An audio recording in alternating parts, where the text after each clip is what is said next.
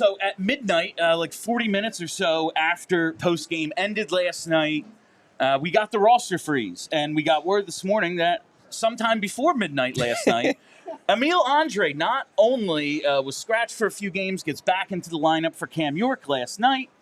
Now he is, at least for the time being, headed to Lehigh Valley. Andrae sent down, the Flyers tweeted it out at 9:30 this morning. And then I was like, how? I thought that wasn't, oh, okay, they must have just did it last night, and now they're telling us when everyone's awake. That makes sense. Initial reactions. Yeah, it's real annoying. Real annoying. And that is all the time. Yeah, right. It's just, I mean, we were talking about it before the show. Like, you just actively made the team worse. Yeah. Cool. Thanks, guys. That's exactly what I needed from you, because I was having too much fun enjoying the Flyers. So you had to make them worse. When the best way to defend a move is that, well, they were already making the team worse by not playing him to begin with, so does this really matter that much? When that's the best way to defend a move is to defend it by saying, well, they'd already done the stupid thing. Yeah, this is just cementing the stupid thing. Then it's a really, really hard move, if not impossible move, to truly defend. But after the 3 scratches, and he doesn't, I thought he played okay last night, except for 2 kind of glaring mistakes. And, listen, it's a results-based business. You can do all the things that, okay, my underlying numbers are good. And then you go, well, there was a real bad scoring chance and then an egregious goal scored against you. You're a defenseman. It's your job to prevent that. That's kind of the way it goes. But, yeah, if he was going to come out of the lineup anyway, again, then it makes sense to send him down. It's very, very annoying, like Kelly said. I am withholding judgment until after the Christmas break.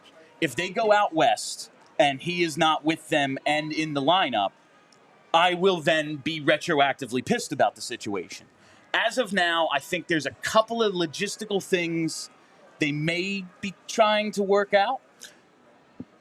Possibly, and I'm going to give them that benefit until after Christmas. So here's what I've heard based on the reporting I've done. I released a news story that came out this morning. I'm working on a larger piece that's more of a analysis opinion piece. And spoiler alert, I don't like the move, which you'll see in the next maybe 10, 15, 20 minutes. There's nothing to like. And there's nothing to like about it. But I can confirm that the roster freeze and the difficulties that come with a roster freeze, which go from last night at 11:59 p.m. to December 28th at 12:01 a.m. So it's like literally when it becomes December 28th is when the roster freeze ends. That did play a part in this decision. That I don't know if they make this decision if there is no roster freeze. Okay. So there is that. Basically, they're in a weird spot. And the way the roster freeze works, for those that don't know why they have a roster freeze, it's pretty simple. It's basically something the NHL negotiated with the NHLPA so the players don't have to worry about getting traded or waived or have to relocate during the holiday season. And also, it gives everyone kind of a chance to catch their breath and not have to worry about negotiating and making moves for the week-long period. It's kind of cool. Around Christmas. It's nice. I actually like it. I know the people that want trades that but every day hate it. I personally like it.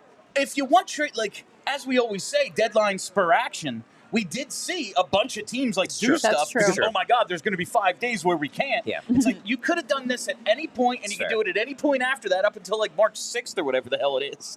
But we saw some action, but the Flyers didn't participate. I just think in a league where we always say the owners are constantly taking advantage of the players, it's one of those cool things that the NHL does. And for us, the NBA, it's basically their reopening night is Christmas. Yeah. The NFL now getting in on Christmas.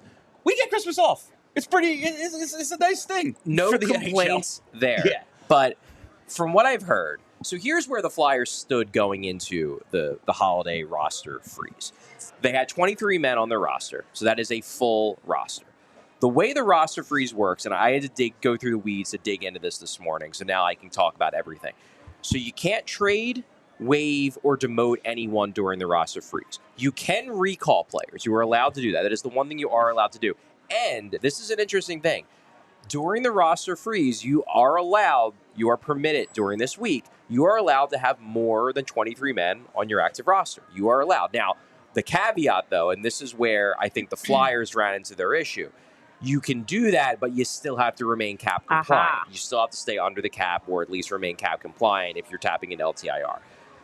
The way I think the Flyers looked at it was they only had 12 forwards.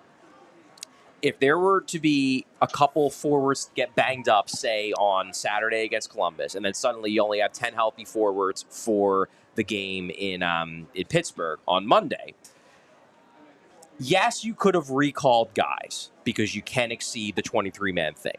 But to recall those guys, you would have had to basically start tapping in a long-term injury reserve, which they don't want to do. By sending Andrae down, and if they already knew, based on conversation with John Tortorella, that Tortorella had no intention of playing Andrae, at least on Saturday and probably not on Monday, then, hey, why not send him down? Whatever. Let's make it so we have no chance at all of tapping in LTIR. I think that is the roster freeze cap reasoning for this. However, and this is where you get into the other side of it, which is the player evaluation side of it, is I don't think Andrae would have even been a consideration for this cap roster maneuvering had John Tortorella not scratched him for 3 games leading into the roster freeze. And I personally don't think that scratching was justified. No, this is a John Tortorella problem. And did Andrae have a stellar game last night? No, absolutely not. However, I think it's clear to everybody and the people watching the games at home that the best version of the defense that we've seen this year included Emil Andrae and Cam York. Have both of those players struggled over the last couple of weeks? Yes. You tried to fix it last night by taking one of them out and putting one of them in. The problem is you're not putting back the combination that was good before. Yeah. So you've got to take, I don't know what we're so obsessed with Yegor Zamula for, because like he hasn't been blowing the world up either. Like he's been fine, but like I don't know how you could watch the team and think like, oh, we're really going to lose something if we take Yegor Zamula out of the lineup. Like that's just crazy to me. So I don't know why we're not just going back to what was very clearly the most effective version of the defense that we had all season. I just don't understand. And Bill, maybe you can talk this through with me because maybe you saw something different. Maybe I know Kelly did it. That's why I'm saying not you. I know you agree with me. Yeah. But I still, at its core, don't understand what Andrae did that was so bad that required him to get taken out of the lineup in the first place. Yeah, he was getting 20 minutes a night. The underlying numbers were great. Now, was he maybe not quite as good as he was in mid-November when he was playing his absolute best? I can accept that. I can accept that there was some regression. But you look at the play driving numbers, he was still leading into the scratch. He was above 50% expected goals for percentage at 5-on-5 in 9 of his previous 10 games. There was only 1 game he came in below 50%. Maybe John Tortorella saw something that he thought was concerning enough that he wanted to nip it in the bud. Like, I get that. I fully acknowledge John Tortorella knows more about the, like, X's and O's sport of hockey than I do. Like, I'm not going to act like I know more than him on that. But what I can say is that it wasn't manifesting itself in bad results. It wasn't. No. The Flyers were still driving play and doing well on the ice with Emil Andrae on the ice before the scratching. I just don't understand why he felt the need to pull him out of the lineup right then when he wasn't, in my mind, playing that poorly. And that's my very first theory about Andre's initial coming out of the lineup was that he got hurt because he got absolutely rocked by Olivier in that game against Columbus before he came out of the lineup. Then you're telling me, like, he's at practice, he's in a regular jersey, he's not in the non-contact, he's doing all the things. It's just like he's paired with Erik Johnson right now. And the reason why you thought he might be hurt is because it was so inexplicable to take him out of the lineup otherwise. The one thing I thought he was struggling with was the power play. Like, all of a sudden, he didn't look like the answer on the power play. I'd agree with that. But also, who is? Right. The power play is bad. It's god-awful. It's as bad as it was last year. Michkov, and we'll talk about his slump in a little bit, like with him not at the height of what we've seen of him, the power play is terrible. Emil Andrae or Chris Pronger or Alex Ovechkin could not fix this power play. Like, it's just freaking bad. So my next theory now is this is just about backing cap space. During the roster freeze, does that continue? Isn't it like a normal time? $30,000? You do, and they'll bank some space, and I do suspect that they are being extra careful with that, given the fact that they don't know how the Ryan Johansson thing is going to play out. Some of that cap hit is probably going to go back on their books. Right now, it is completely gone. The contract has been terminated. The NHL has approved it, but I think everybody knows that at some point they're probably going to agree on a settlement, and some of it is going to get put back on the Flyers' books. So yeah, again, I get the cap implications. I get the cap considerations. But would this have even been a consideration had he not been scratched for 3 games? I don't think so, which then brings you back to the why was he scratched in the first place question. What are we doing with this like $30,000 that they're going to bank? I mean, you would like to bank as much space so that when Michkov's bonuses kick in, they don't roll over to next year. You would like to not have that be an issue. Bonus overages is one of the things. With the deadline, we saw last year, like they're a conduit for the Noah Hannafin trade. True. You bank a little something there. Pick you an get extra a pick. mid-round pick or whatever. It just seems like such a small amount of money. It is. He's $900K against the Right. cap. I think it's 903 is for some reason that extra $3,000 on Andre's It's an contract. extra special bonus. Like that has something to do with it. I thought perhaps they know or got word that there could be a Johansson settlement ruling, whatever, coming down at some point in the near future, and they want to be prepared for that. It's kind of late, though, because the thing is that when the settlement comes through, it's going to be retroactive to the start of the season. Charlie, I'm just trying to think of what it could possibly be. Here's the thing. The Occam's razor, Bill. The most obvious answer to this is John Tortorella, Tortorella for doesn't some like him. reason, decided that he thinks Emil Andrae is playing poorly, despite the fact that all of the available statistical evidence tells us And your eyeballs. This is my problem. So we have over the course of this season gotten several good John Tortorella moments when having John Tortorella as your coach is a positive. Here we are back in the negative John Tortorella land, where it seems very clear to me that he has just decided he doesn't like this guy. He doesn't like that he's small. He doesn't like that he dresses like a Bond villain. He doesn't like that he's all the same color on his head. I don't know. He just doesn't like him for some reason.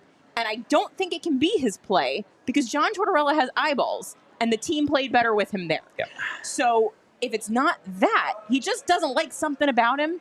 And John Tortorella has a thing where if he does not like you, it's pretty much that's it for you. And this is annoying in this case because we can all see that it's a bad decision, and I don't really understand what the deal is. I don't know. And listen, I disagree with him coming out of the lineup. I think, especially while you're doing things like you're doing with Kolosov, where it's, we're developing him in the NHL, and Drysdale, we're developing him in the NHL. Maybe give Andrae that opportunity. Yeah. He's been considerably better than both of them. Yeah. It's the fact that he's one of the him and Forster are the only waiver exempt guys left, I think, on the roster. And Michkov. and of Kolosov, but that's You said Michkov, he's yeah. exempt. And but it's four. It's Forster, Michkov, Kolosov, and Andrae. Well, now Andrae isn't on the roster. There's reasons you can't send 2 of those 3 other guys down. It's an interesting point. Actually, no, make your point, then I'll make another. I just think, I have no idea why he was scratched to begin with, other than I thought he was hurt. Maybe they just want to give him a little reset, banged up. I don't think it's that Torts doesn't like him, because there's a lot to like about the skill set. It's why he made the team last year. There is evidence that he likes him. I think. He just may not like him now. He's decided I just that think he he's not sold on him as, like he said about Cam York at the start of last season, who then became his number 1 defenseman in the second half. I'm not sold on him as an 82-game set-and-forget guy. And those sorts of guys come out of the lineup sometimes. You can disagree with it. I do. I think even if he's not, let's turn him into one. Let's just see if he can be one. That's his thought process. And that gets to, if he's not going to play, put him in the AHL. I agree with that part. I think there could be some other underlying things. The Johansson situation crossed my mind. The Festivus miracle. What if Ryan Ellis is coming back, baby? Come on. He's not. He's not. It was just a funny joke to annoy Charlie I put in the outline. I have another one boy. to annoy Charlie when you're done talking. My last one is, and I'm going to get into a little bit about the physicality Michkov has dealt with. we're going out west. The first game after the trip is Saturday in Anaheim. Who does Anaheim have? Jacob Trouba, Radko Gudas. Oh, God. Nick Delorier is on IR. Maybe he's going to dress. Just a thought. Okay, but Just a thought. there's no indication that Delorier is coming back. The fact that he hasn't been seen on the ice since the injury does strongly imply that this injury He's is real. legit. It absolutely does. There's also like a week between now and then. Like True. that's the 28th. This is just, I'm trying to think of things to make the entire situation make sense, Yeah. Charlie. Okay. I'm giving them the benefit of the doubt until that Saturday. And you should join us on Saturday. It's going to be a great time. That Saturday after Christmas, the 28th, Glen Mills, Heroes Bar. It's going to be a great time. We're going to start at 4 o'clock. Watch party, live show. You know how we do. Heroes Bar and Grill in Glen Mills. Come on out. Going to be a ton of fun. I can't make the initial decision make sense, and now I'm trying to wrap it all up into one thing. I Yeah. thought of something. What did you Okay. think of? Remember when John Tortorella out loud was like, Charlie, he's not a top 4 defenseman. Some people have made Is this this point. Charlie's Now fault? he's spiting you. They're blaming me for this. You did this. Yeah. He decided, I can't have Charlie thinking this kid's a top 4 defenseman. He's absolutely not. I'm going to show Charlie Trust me, O'Connor. Kelly, you are not the only person to bring that up to me. I thought I was being I creative. have gotten probably somewhere between 5 and 10 people across In a Twitter and Blue serious Sky. way? I think it's a joke, I hope but it's a joke. there might be like about 10% seriousness there that actually this is John Tortorella annoyed that people were Trying giving to Andre spite too much Charlie credit. O'Connor. It might not even just be me. It might be everyone to be like, Yeah. oh, you think this kid's real good? All right, well, guess what? I got to knock him down a few pegs because I can't have him thinking he's this good. No. Could never have that. Could never have that. No. But like one thing I was thinking about when you were talking about the waiver options they have. If I am Emil Andrae, and I hope that Emil Andrae doesn't have this attitude because this is not an attitude that will play well with John Tortorella, and the Flyers will get annoyed by it. But I would totally understand if Emil Andrae looks at this situation and says, okay, maybe I wasn't playing my best, but the only reason why I am getting sent down and Alexei Kolosov isn't is because Alexei Kolosov is threatening to take his ball and go home. I threw a and fit. I'm not. So you're telling me that if I go up and say, I'll go back to Sweden if you send me down, then I won't get sent down? There's a little bit of a double standard This here. is a very good point. And I can understand if Andre's a little bit peeved about that. Yeah, because John Tortorella does not like when you get uppity with him. So why have we allowed Kolosov to do this? And if Emil Andrae apparently like pouted because he got scratched, Because Fedotov stinks. Is That's Kolosov that much better? I mean, I Not think his yesterday. upside is higher. No, Yeah. but Has he's a he development. played that much like, better? No, but like he may have a future, and in the future, Fedotov is going to be 30. Oh, look, I understand why Danny Yeah. Briere would make the decision that Kolosov matters more than Fedotov. I understand why Danny Briere would make the decision that, look, sorry, Emil, you got to take the hit here because we got to bend over backwards to keep this kid happy. I also just would understand why Emil Andrae might be like, well, that's BS. I don't care about that. I care about me, and I care about playing in the NHL, Yeah. which is what I want to do. And by being the good soldier, I'm getting screwed here. Life's would not under- fair. Fair, but it should be fair. I understand that, Charlie. That's what I would say if I was Danny Briere. Yeah. Like, yeah, man, maybe we'll find a way to make it up to you on the back end.